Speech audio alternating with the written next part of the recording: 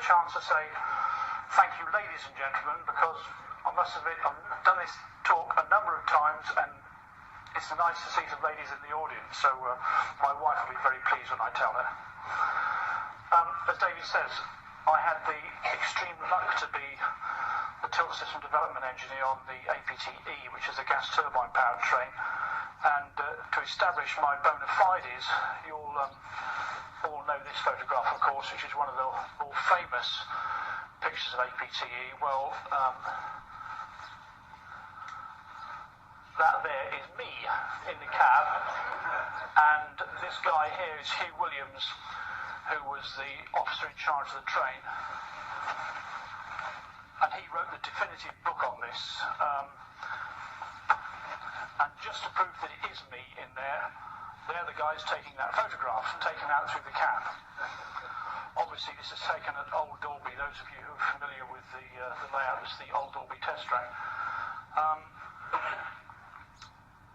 APT, how it started and whatever, goes back to the 60s. During the 1960s, BR had a lot of trouble with its freight wagons, short wheelbase freight wagons derailing. The CM&E blamed the CCE blamed the CM&E, never the twain shall meet.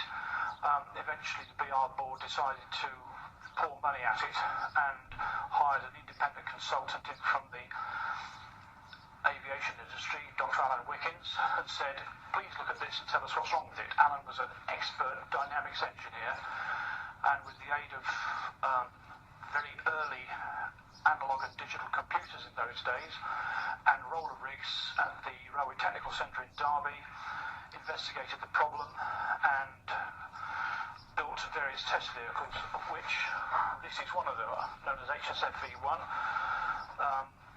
This particular vehicle managed to get up to 140 miles an hour on the roller rig and over 100 miles an hour on the main line, completely stably, which was totally impossible with other vehicles at the time, especially four-wheel wagons.